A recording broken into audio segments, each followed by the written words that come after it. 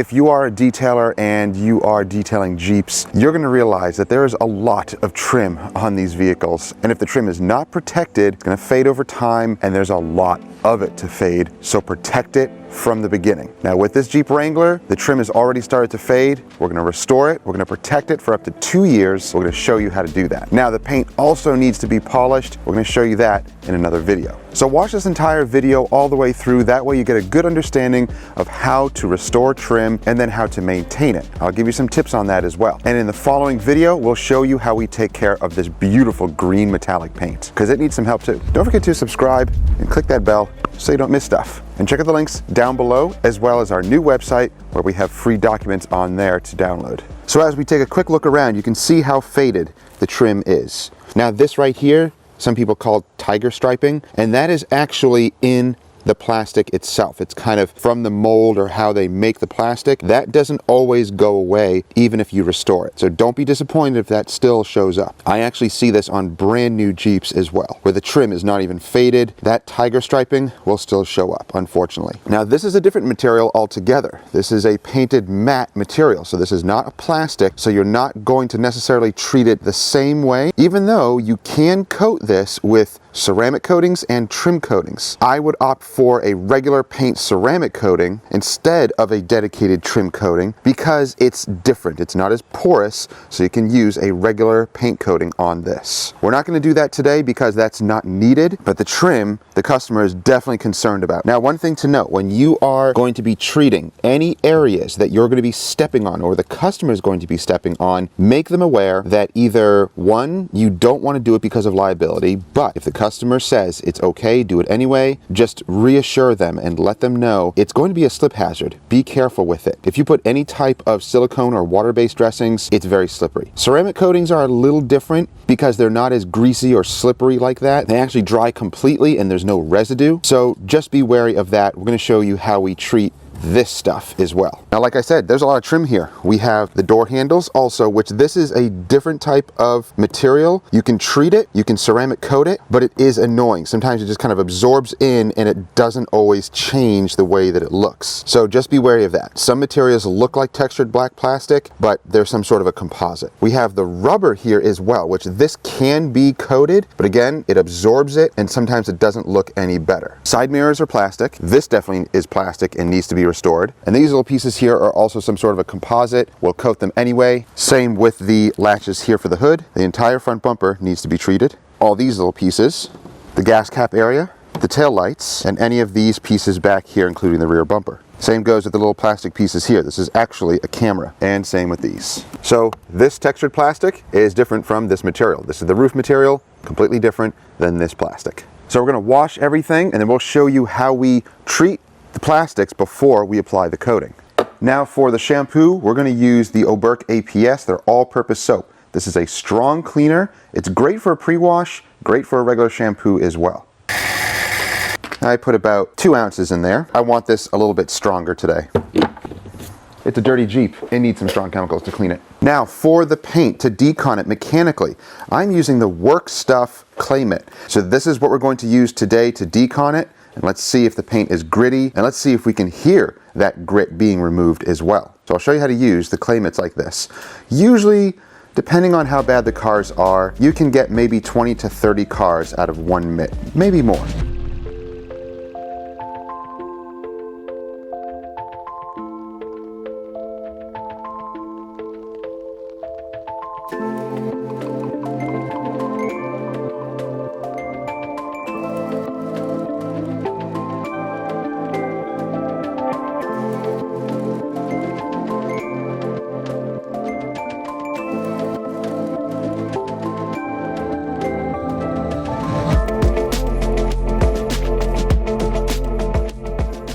So the pre-washing, of course, is important for both paint and the trim. It's going to clean everything or pre-clean it before you contact wash it.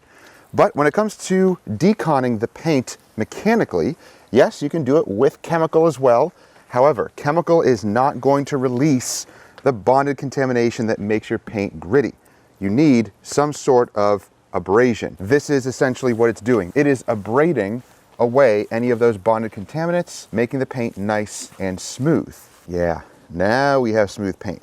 This is not really too bad because we've done this vehicle in the past, a few times in fact, and it seems to be in pretty good shape as far as, yeah, contamination goes. But what I usually do is wash a section and using the soam as a lubricant, use the clay pad, clay towel, or even a clay bar to decon the paint. Now remember, you're not grinding anything into the paint because the pre-wash cleaned all of that heavy grit away. You're dealing with just a little film that's on the vehicle. Nothing that's going to affect it that dramatically. So don't be too concerned with that. If you are concerned, then wash it all, rinse it, refoam it, and then just use your clay pad all over the vehicle and use the soap as lubrication. That's an alternative if it makes you feel better. If you want to do that, it's fine, but you know, as a detailing business, you got to use some critical thinking. We're going to be polishing this after, so I'm not worried about causing the smallest amount of swirls in the paint. It already looks bad, so don't overly concern yourself with that. Use some thinking ability and understand what you're going to be doing right after this anyway. So not really hearing too much because the paint, again, is pretty smooth. Now when it comes to working down the side panels here, I usually go about halfway with the clay pad and use a clay bar for the bottom areas, only because the bottom areas are going to be worse and the clay pad may not be aggressive enough to get that grit. But I just test it. I'll go through the bottom section here. I feel in here a little bit of grit, but it's not so bad and it's releasing, so I'm okay with actually claying down here with the mitt. Just a little bit. You can hear just a little bit of grit. Now you can also use the clay mitt on the glass, but don't use it on this material, this plasticky painted material. Don't use it on plastic trim like this. There's no need to do that. You don't clay bar plastic trim anyway. But it is great for claying glass.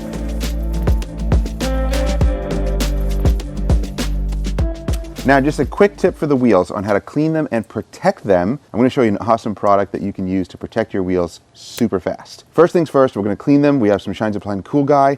This is an iron decon and a wheel cleaner in one.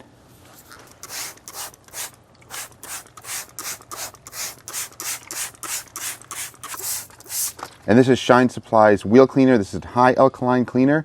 It can be used on both tires and wheels, but I'm going to be using it on the tires. You can also use it in the wheel wells.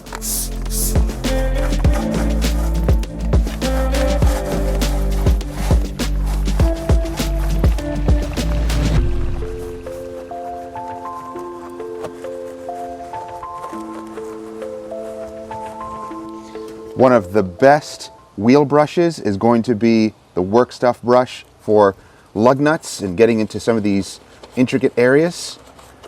Get the black bristle chemical resistant brushes. Get them in all sorts of thicknesses. These are my two main ones that I use for wheel cleaning. They are incredible. Now, one thing to note with these, I actually should have gotten the wheel brush that has the rubber grip here. This one is slippery, so it does get really slippery when you're cleaning wheels. So I would opt to get the rubber gripped ones larger, like this diameter. They both work. This is just a little slippery.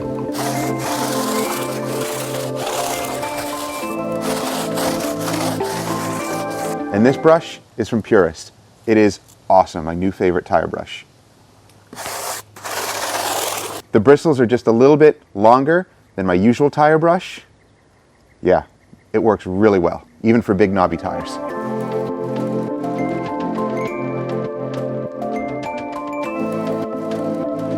Now, to protect them, you can use the Purist hydrophobic shampoo. You can use this on the paintwork as well. It will put a layer of hydrophobic protection on everything, but it is great for wheels, and I actually use it on wheels most often.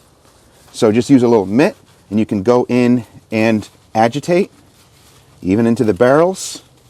You can even just spray it in there.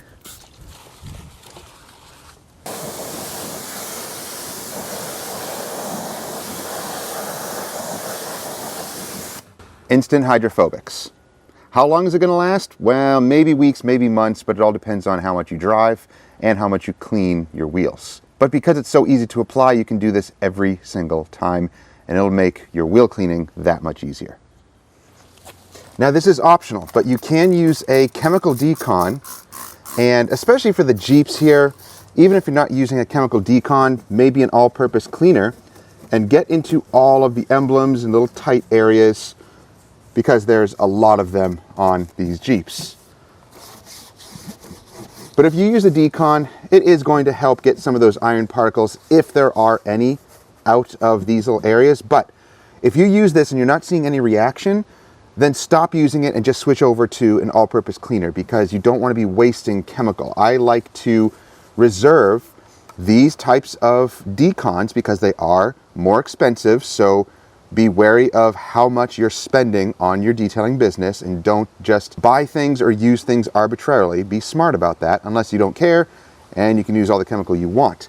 But I'm speaking to my fellow business owners, and be smart about using chemical and not using chemical.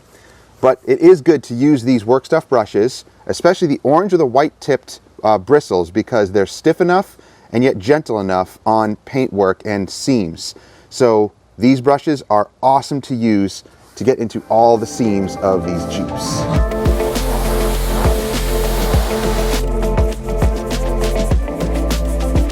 Before we finish the wash process on the Jeep, we need to make sure that all the plastics are cleaned thoroughly. So we use a brush and an APC, and we work into the grill and any honeycomb areas and any tight areas that we may have missed with the wash mitt.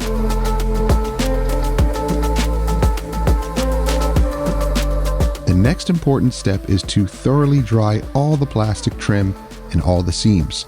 We don't want any water left in these seams at all. When using a ceramic coating on any surface, everything needs to be bone dry. One drip of water can ruin your application, and you'll have to get a new applicator and redo that area. It can be very frustrating. The next step is to wipe all the plastics down with a panel wipe. With plastics, you can be heavy-handed with the panel wipe, and this will further clean and prep the plastics.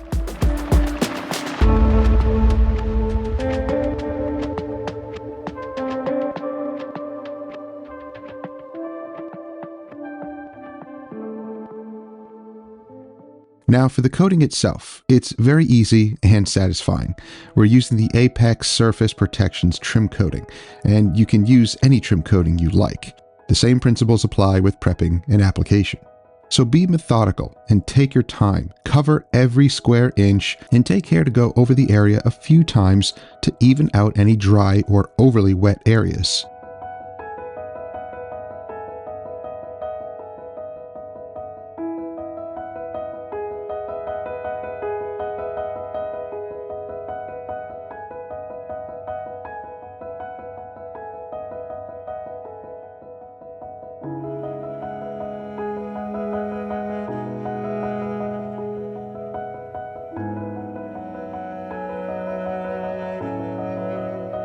For small honeycomb parts, you may need a small swab to apply the coating. These swabs are cheap and easy to find. I'll have some links in the description.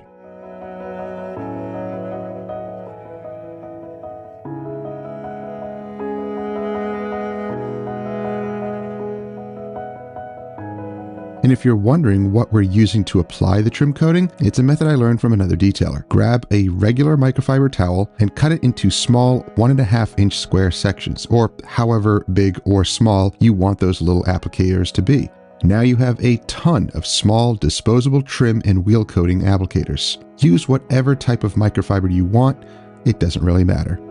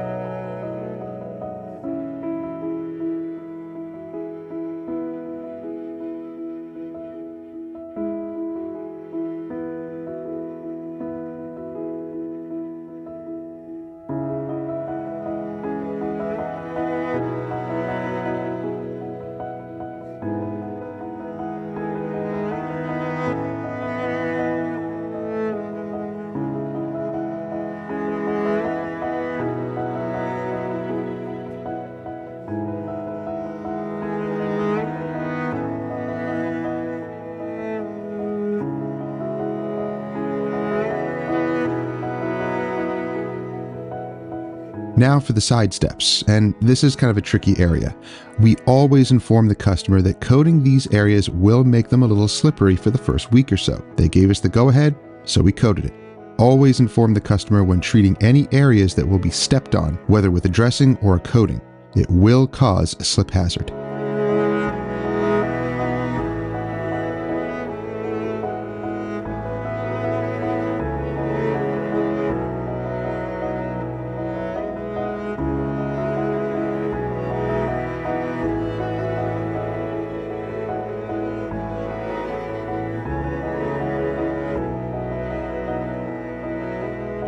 I hope you enjoyed this video. Please like and subscribe for more videos each week, and check out the description for links to the products and tools that we use in each video, and don't forget to use code Miranda10 for 10% off at Car Supplies Warehouse.